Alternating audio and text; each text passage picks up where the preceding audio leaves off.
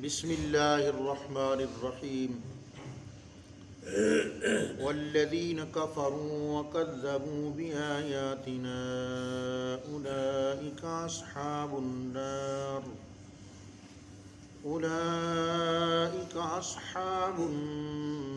هم فيها خالدون اللهم صل على سيدنا ومولانا محمد وعلى آل سيدنا ومولانا محمد كما صليت على إبراهيم وعلى آل إبراهيم إنك حميد مجيد اللهم بارك على محمد وعلى آل محمد كما باركت على إبراهيم وعلى آل إبراهيم إنك حميد مجيد صل على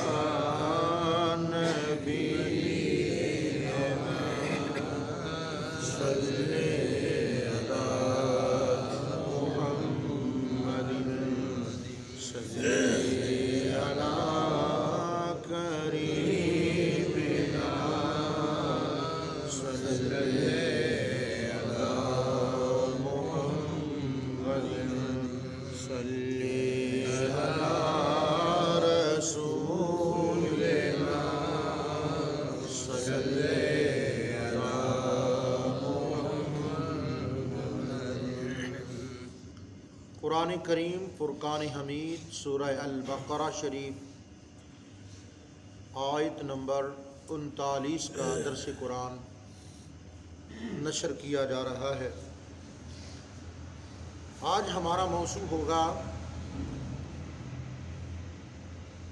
کفر کی اقسام کتنی ہیں، کتنی قسم کا کفر ہوتا ہے۔ اس آیت کے تحت اللہ رب العالمین ارشاد فرماتا ہے والذین کفروا، اور وہ لوگ جنہوں نے کفر کیا، وکذبوا بآیاتنا، اور ہماری آیات کی تکذیب کی، اولئک اصحاب النار، وہ دوزخی ہیں، ہم فیہا خالدون، اور دوزخ میں ہمیشہ ہمیشہ رہیں گے۔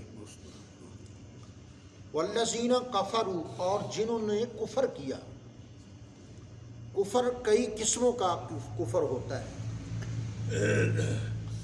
جس طرح موت کئی اقسام کی ہوتی ہے نا، مفاجاتی موت، اچانک موت آ جانا، بیماری کی موت، شہادت کی موت،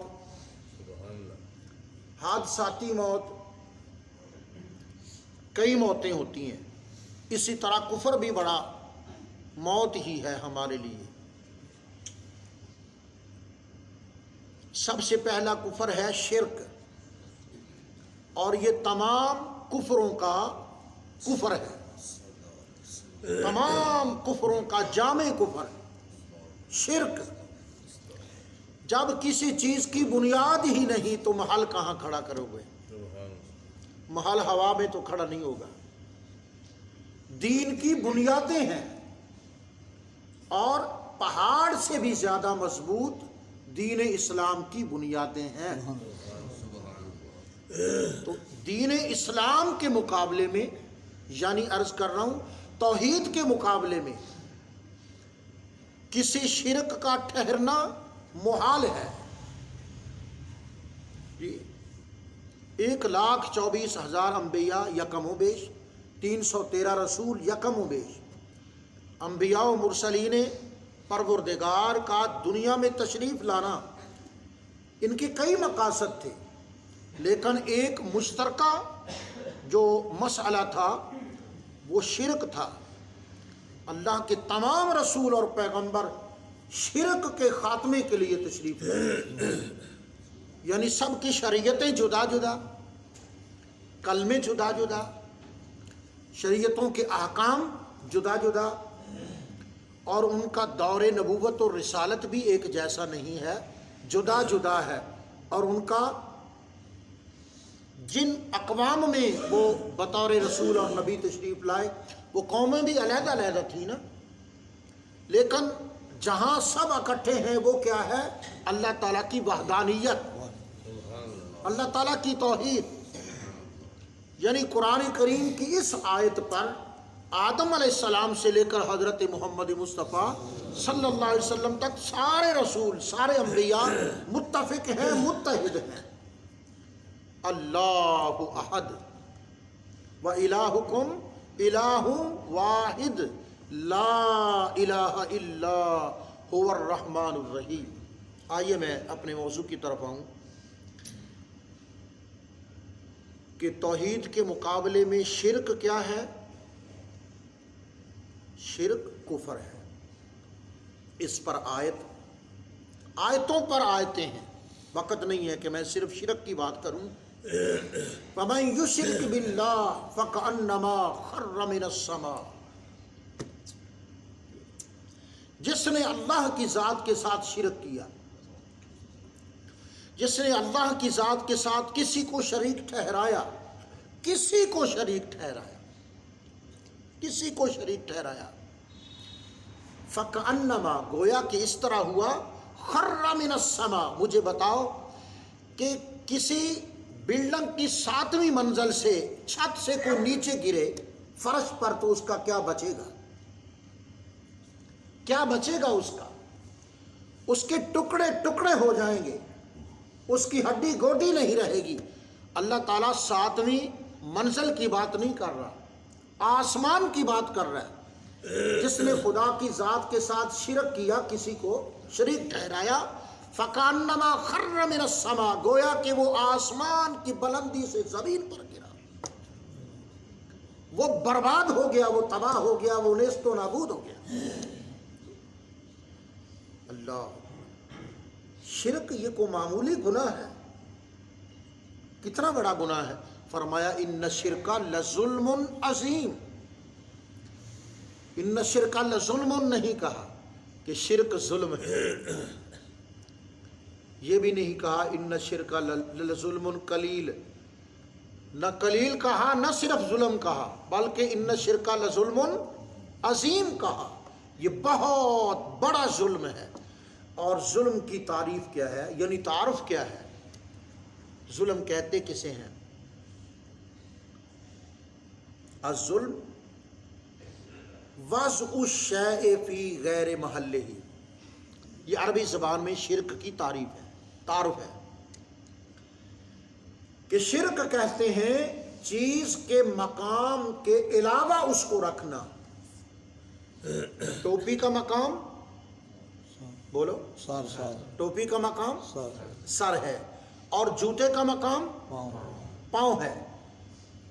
یہ کیا ہے؟ یہ عدل ہے، یہ انصاف ہے۔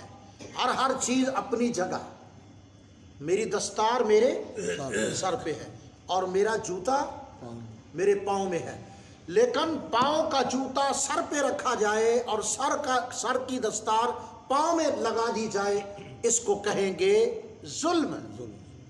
جی، جہاں یہ جبین جھکنی تھی وہاں نہ جھکے، کہیں اور جھکے، اس کو کہتے ہیں شرک۔ سمجھ آ گئی؟ خدا کے حضور جھکے، یہ کیا ہے؟ یہ توحید ہے۔ جس نے تخلیق کیا، جو مالک ہے، جو رازق ہے، جو حافظ ہے، جس نے پیدا کیا، جس نے پالا، ماں کے پیٹ سے لے کر قبر کی دہلیز تک اس نے ہمیں پالا، جس نے پیدا کیا، جس نے پالا، جس نے زندگی بھر رزق دیا، جس نے زندگی بھر حفاظت کی۔ سجدے کے لائق صرف خدا کی ذات ہے۔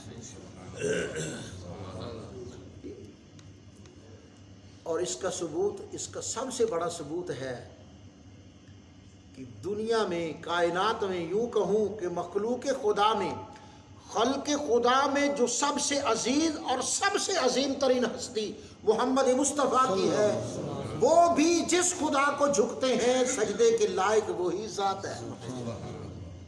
سجدے کے لائق وہ ذات ہے۔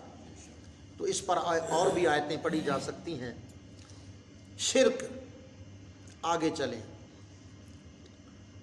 نفاق، نفاق بھی کفر ہے، نفاق ایمان نہیں ہے، پیچھے آیت گزر چکی ہے، اسی سورہ پاک سورہ البقرہ کا دوسرا رکوع پہلی آیت، وَمِنَ النَّاسِ مَن يَقُولُ، اور کچھ لوگ ہیں جو کہتے ہیں آمنا باللہ وبالیوم الآخر، قیامت کو بھی مانتے ہیں، خدا کی ذات اور صفات کو بھی مانتے ہیں، لیکن اللہ ان کے ایمان کو نہیں مانتا اور فرماتا ہے وما ہم بمومنین، ان کو مومن نہ سمجھا جائے، وہ مومن نہیں ہے۔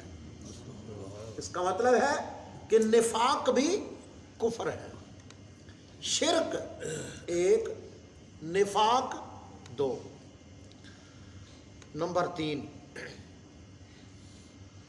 یہ عقیدہ رکھنا کہ اللہ کا کوئی بیٹا ہے، یہ کیا چیز ہے؟ یہ کفر ہے۔ بولو یہ کیا ہے؟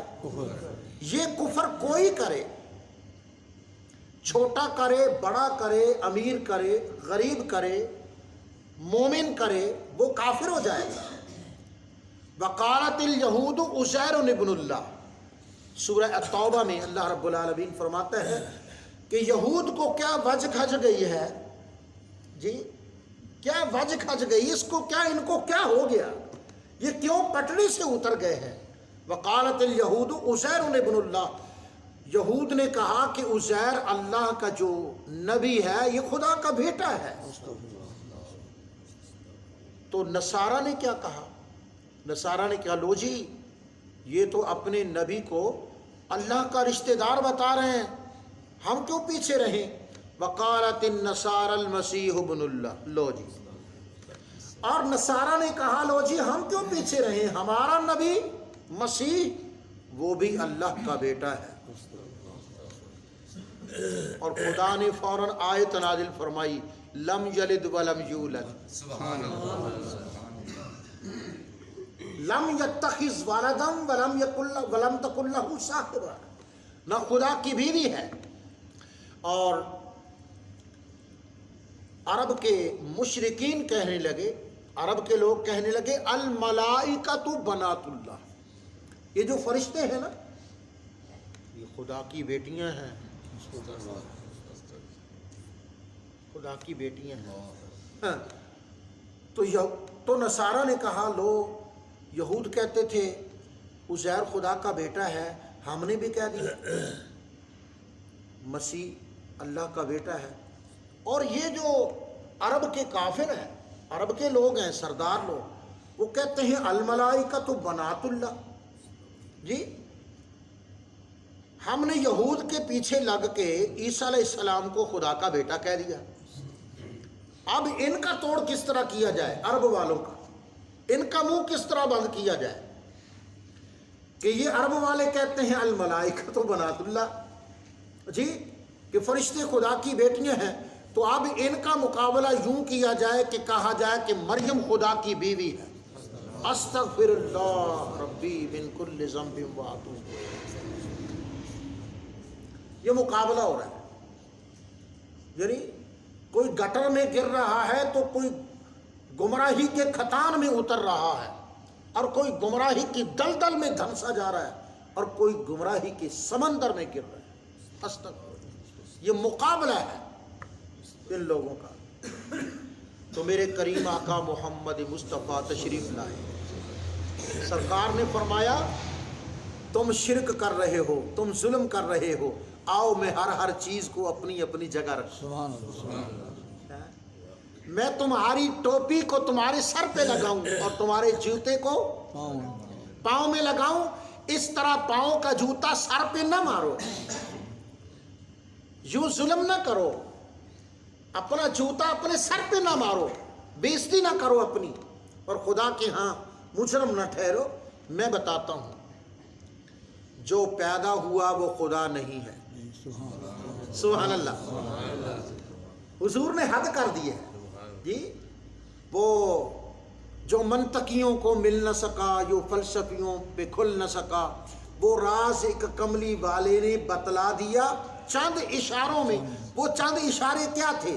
وہ چند اشارے یہ تھے، قل هو اللہ احد اللہ الصمد. میرے ساتھ پڑھیے، قل هو اللہ احد اللہ الصمد لم یلد ولم یولد ولم یکن لہ کفوا احد. لو شرک کی جگہ رہ گیا توحید کا نور چمک اٹھا. سبحان اللہ. حضور نے حد کر دی ہے تبلیغ کی، اور ایسی خدا تعالیٰ کی توحید کا بیان فرمایا کہ حضور نے فرمایا ہے کہ میں اپنی امت کے مشرک ہونے میں کوئی خطرہ نہیں کرتا. میں نے ایسا توحید کا جام پلا دیا ہے کہ میری امت اب کھڑی رہے گی توحید پر. سبحان اللہ. سبحان اللہ. لہٰذا لڑکھڑانا نہیں چاہیے، ادھر ادھر دیکھنا نہیں چاہیے، سیدھا دیکھنا چاہیے. ہمیں حضور نے کھڑا کر دیا ہے، کس پر؟ مینارہ توحید پر کھڑا کر دیا ہے. ہمیں ہر چیز نظر آ رہی ہے. جی مینار پاکستان پہ کھڑا ہوتے ہوئے نا تو لاہور نظر آتا ہے نا، دریائے راوی وہاں سے 3 کلومیٹر دور ہے لیکن قریب نظر آتا ہے. ہمیں حضور نبی کریم علیہ السلام نے مینارہ نور پر کھڑا کر کے، مینارہ توحید پر کھڑا کر کے ہر چیز عیاں کر دی ہے. اب مسلمان کے لائق نہیں ہے کہ وہ لڑ کھڑائے. جی جب ہادی ہو محمد جیسا، سبحان اللہ. ہاں جی، کتاب ہو قرآن جیسی، رہنما ہو محمد مصطفیٰ جیسا، اور کلمہ ہو طیبہ، کلمہ طیبہ جیسا، اور ہمارا مرکز ہو بیت اللہ شریف جیسا. سبحان اللہ. پھر پرواہ کس بات کی ہے؟ لڑکھڑانا نہیں چاہیے. شرک، کفر، نفاق اور یہودیت، یعنی کسی کو غیر خدا کو خدا کا بیٹا کہنا، غیر خدا کو خدا کی بیٹیاں کہنا، غیر خدا کو خدا کی بیوی کہنا، یہ تمام ٹولے کیا ہیں؟ مغضوب علیہم ولضالین. یہ مغضوب ہیں، یہ مشرک مغضوب ہیں، اور توحید والے محبوب ہیں. مشرک مغضوب ہیں، وہ کسی شکل میں ہو، وہ کوئی ہو، اپنے آپ کو تعارف کو کن الفاظ سے کرواتا ہو، جی وہ مغضوب ہے. اور جو حضور کے بتائے ہوئے راستے پہ چلتا ہے وہ خدا کا محبوب ہے. اللہ. اب آگے ذرا چلیں. اللہ اکبر. یہ جو قادیانی ہیں، میں عرض کر رہا ہوں جتنی مجھے سر سمجھ ہے، علماء کا غلام ہوں، جتنی سر سمجھ ہے کہ دنیا کے سارے کافر جمع کر دیے جائیں تو ان سارے مشرکوں، یہودیوں، نصرانیوں، مجوسیوں، صابیوں، ستارہ پرستوں، آگ پرستوں، ان سب جملہ اقسام کے مشرکین کو جمع کر دیا جائے، سارے جہان کی گندگی اکٹھی کی جائے، تو یہ جو قادیانی ہیں یہ دنیا کا سب سے زیادہ خطرناک کافر ہے. دنیا کا سب سے خطرناک کافر. حضرت علامہ اقبال بھی پکار اٹھے تھے، چیخ اٹھے تھے. ان کا وہ مقالہ شریف پڑھو کہ اقبال اور قادیانیت، مقالہ ہے آپ کا جی. اور آپ نے ایک مجلس میں ایسا ہوا کہ حضرت علامہ اقبال کو بطور صدر کسی تقریب میں مدعو کیا گیا. یہ بات سننے والی ہے، تماشا بنا جی. اور آپ صدارت کی کرسی پر بیٹھے تھے، جلسہ شروع تھا، ظاہر ہے کہ کوئی تقریر میں کوئی تقریر کر رہا ہوگا. تو اچانک ایک کرسی پر نا ایک قادیانی آ کر بیٹھ گیا. تو حضرت علامہ اقبال اپنے کپڑوں سے باہر ہو گئے. فرمایا اس بد نصیب کو یہاں کون لایا ہے؟ میں جا رہا ہوں، یا اس کو رکھو یا میں اس کو رکھو. تو وہاں بڑا تماشا بنا. حضرت علامہ اقبال کے کہنے پر اس کو دھکے مار کے مجلس سے باہر نکال دیا. تم دیکھتے نہیں ہیں، میں اللہ کی دی ہوئی نگاہ سے دیکھ رہا ہوں کہ یہ قادیانی جی. اب مجھے بتاؤ، اچھا اس پر میں ایک آیت پڑھتا ہوں. قادیانیوں کے کافر ہونے پر ایک آیت پڑھ رہا ہوں. کیا کر رہا ہوں؟ میں یہ آیت نہیں پڑھ رہا ما کان محمد ابا احد من رجالکم ولکن رسول اللہ و خاتم النبیین. میں اس آیت کی کروں گا پھر کبھی تشریح، زندگی رہی تو میدان لگے گا جی، انشاءاللہ میدان لگے گا. حضور کے جتنے دشمن ہیں ہم ان کو للکارتے ہیں میدان میں. تو لڑائی یہ کسون موقع کی لڑائی نہیں ہے، سچائی کی لڑائی ہے. کوئی سچائی ہے تو دکھاؤ. بھی اللہ رب العالمین کے ایک حکم کی نافرمانی کی کس نے؟ شیطان نے. کیا؟ اسجدوا لآدم، سجدہ کرو آدم کو. اس نے اللہ کے ایک حکم کو نہیں مانا تو کیا ہوا؟ وَكَانَ مِنَ الْكَافِرِينَ فَسَجَدُوا إِلَّا إِبْلِيسَ أَبَى وَاسْتَكْبَرَ وَكَانَ مِنَ الْكَافِرِينَ. ایک حکم نہ مانا تو خدا نے کہہ دیا یہ کافر ہے. خدا نے اپنی جنت سے نکال دیا. اخرج منہا فإنک رجیم. اور جس نے اللہ رب العالمین کی بھیجی ہوئی 6000 بولو 666 آیات کو پامال کر دیا، وہ کیوں کافر نہیں ہوگا؟ وہ کافر کیوں نہیں ہوگا؟ یہ جو مشہور ہے نا، یہ غلط مشہور ہے. میں ایک مغالطہ نکالوں کہ جی یہ قادیانی مرزائی جی ختم نبوت کے منکر ہیں. میں کہتا ہوں، میں ایک مثال دے دوں پہلے آپ. ایک شخص لاہور سے چلتا ہے، اس نے جانا ہے کہاں؟ کراچی. لاہور کسی شخص کے قریب بیٹھا سیٹ پر، اس کی جیب کاٹ لی. جب وہ اکاڑے آیا تو اس نے نشہ آور چیز کھلا دی کسی کو. جب ساہیوال آیا تو کسی شریف آدمی کو اس نے تھپڑ مارا، اس کی پگڑی گرا دی.